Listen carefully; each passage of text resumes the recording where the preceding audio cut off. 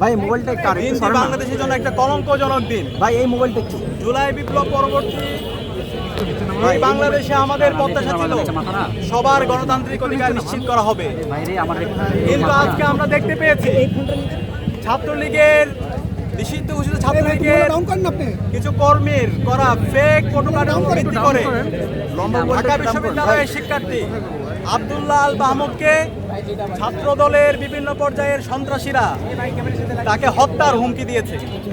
এই ফটোকার্ড যখন হয়েছিল তখন এই সাথে সাথে আব্দুল্লাহ আল মাহমুদ ঢাকা বিশ্ববিদ্যালয়ের শিক্ষার্থী সেই ফেসবুক পোস্টের মধ্যে ক্লিয়ার করেছে এই পোস্টটা সেই দেয়নি, এটা হচ্ছে একটা ফেক পোস্ট।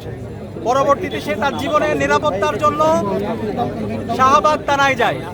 শাহবাগ থানায় গিয়ে সে জিডি করতে যায়। শাহবাগ থানায় জিডি করতে যখন যায় তার সাথে হল সংসদের এবং ডাকসুর বিভিন্ন পর্যায়ের নেতৃবৃন্দরা তার সাথে উপস্থিত হয়। কিন্তু আমরা দেখতে পেয়েছি যেই থানায় আমাদেরকে নিরাপত্তা দেওয়ার কথা, যেই পুলিশ নাগরিকদেরকে নিরাপত্তা দেওয়ার কথা, আজকে সেই পুলিশের সামনে, সেই শাহবাগ থানায় ওসির সামনে, পুলিশের সামনে এই যারা জিডি করতে গেছে এবং তার যারা সহযোগী আমাদের ডাকসুর এবং হল সংসদের যারা গিয়েছে তাদের উপর বেদরক তার উপর হামলা হয়েছে। এটা ইতিহাসে একটা লজ্জাজনক অধ্যায়।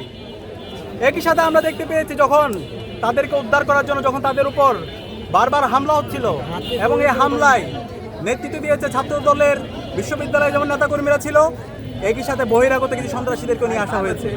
যখন মোসাদ্দেক, জুবায়ের, জোমা, সালমা সহ ডাকসুর নেতৃবৃন্দরা যখন থানায় গিয়েছে তাদেরকে উদ্ধার করার জন্য, তখন তাদের উপর নৃশংস কাজে তাদের উপর হামলা হয়েছে।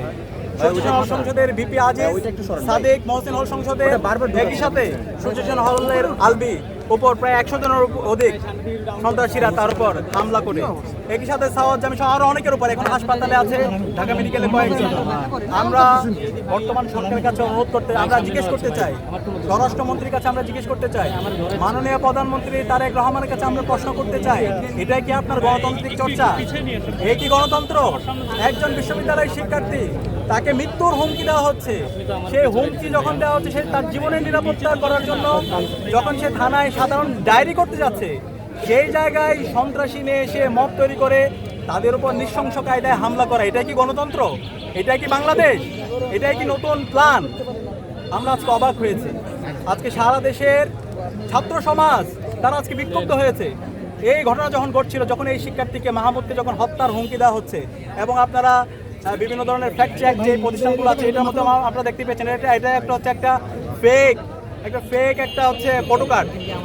এরপর যখন আমরা বিশ্ববিদ্যালয়ের সর্বোচ্চ অভিভাবক ভিসিকে ফোন দিলাম, প্রক্টরকে ফোন দিলাম, প্রভু স্ট্যান্ডিং কমিটির যিনি দায়িত্বে আছেন সভাপতি ওনাকে ফোন দিলাম, কেউ রেসপন্স করে নাই। শিক্ষার্থীরা মরে গেলেও তাদের কোনো কিছু আসে যায় না। আমরা দেখতে পেয়েছি সেই আওয়ামী আমলের যে মাকসুদ কামাল বিশ্ববিদ্যালয়ের ভিসি ছিল, ফেসিস ভিসি, যে বহিরাগত সন্ত্রাসীদেরকে নিয়ে এসে ছাত্রলীগ, যুবলীগ, আওয়ামী লীগ এবং পুলিশ সহ খুনি হাসিনার পেটো বাহিনী নিয়ে এসে আমাদেরকে হামলা করেছিল, আমাদের ভাই বোনদেরকে মেরে রক্তাক্ত করেছিল। তার প্রতিচ্ছবি আজকে আমরা শাহবাগ থানায় দেখতে পেয়েছি। আমরা হুঁশিয়ার করছি, আমরা সাবধান করছি, যারা এই সন্ত্রাসের রাজত্ব কায়েম করতে চায়, যারা শিক্ষাঙ্গনে আবার অস্ত্রের জঞ্জনানি তৈরি করতে চায়, যারা রামদা, চাপাতি, দেশীয় অস্ত্র দিয়ে শিক্ষার্থীদের ভয় দেখিয়ে তাদের রাজনীতি বিনির্মাণ করতে চায়, আমরা বেঁচে থাকতে আমরা তা হইতে দেব না। আমরা বেঁচে থাকতে আমরা এই সন্ত্রাস কায়েম হতে দিব না। ক্যাম্পাসে শিক্ষার্থীদের অধিকার আমরা নিশ্চিত করব। কেউ যদি গণরুম তৈরি করতে চায়, কেউ যদি গ্যাস রুম তৈরি করতে চায়, কেউ যদি রামদা দিয়ে আমার ভাইকে মেরে তার অধিকার হরণ করতে চায়, আমরা বেঁচে থাকতে তা হইতে দিব না। সন্ত্রাস চলবে না, মাসল পাওয়ার পলিটিক্স চলবে না।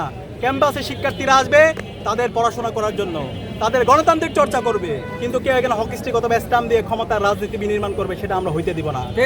আমরা দেশীয় যে আইন, সে আইন অনুযায়ী আমরা আবার বিশ্ববিদ্যালয় প্রশাসনের কাছে অভিযোগ দিব, আমরা থানায় গিয়ে আবার অভিযোগ দিব। আমরা আশা রাখবো দেশের যে আইন, সে আইন অনুযায়ী এই ছাত্র দলের সন্ত্রাসীদের বিরুদ্ধে যেন ব্যবস্থা গ্রহণ করা হয়। একই সাথে আমরা ছাত্র দলের কেন্দ্রীয় সংসদের সভাপতি এবং বিশ্ববিদ্যালয় সংসদে যারা তাদের সাথে কথা বলেছি, আমরা বলেছি যারা এই গণতান্ত্রিক অধিকার হরণ করেছে, যারা থানায় মব করে শিক্ষার্থীদের উপর হামলা করেছে, সহিংস কায়দায় আমার বোন জুমার উপর হামলা করেছে, এই সন্ত্রাসীদেরকে আইডেন্টিফাই করে দ্রুত সময়ের মধ্যে তাদেরকে যেন দল থেকে বহিষ্কার করা হয় এবং তাদেরকে যেন বিচারের আওতায় নিয়ে আসা হয়। আমরা দেখতে চাই তারা কেমন বিচারের আওতায় নিয়ে আসে। এবং একই সাথে আমরা পুরো সময় জুড়ে দেখতে পেয়েছি। আমি পুলিশের উচ্চপদস্থ বিভিন্ন জনের সাথে যোগাযোগ করেছি, সরকারের বিভিন্ন পর্যায়ের যারা এখন মন্ত্রী আছে তাদেরকে ফোন দিয়েছি। আমরা দেখতে পেয়েছি সবাই নীরব। তারা রাস্তা আজকে মব কায়েম করতে চায়, তারা খুবই মবের বিরুদ্ধে কথা বলেছে। কিন্তু আজকে প্রকৃত মব কারা তৈরি করে, কারা শিক্ষার্থীদের উপর বেদারক তারা হামলা করে, সেটা আমরা আজকে দেখতে পেয়েছি। সুতরাং আমরা আশা রাখবো দ্রুত সময়ের মধ্যে বিশ্ববিদ্যালয়ের প্রশাসন এবং দেশের যেই স্বরাষ্ট্র মন্ত্রণালয় আছে তারা দ্রুত সময়ের মধ্যে এই সন্ত্রাসীদেরকে বিচারের আওতায় নিয়ে আসবে। এবং একই সাথে এই যে যারা হত্যার হুমকি দিয়েছে মাহমুদকে, এই হত্যার হুমকির সাথে যারা জড়িত আছে তাদেরকে যেন বিচারের আওতায় নিয়ে আসা হয়। ওকে, ধন্যবাদ। শেষ করে ধন্যবাদ।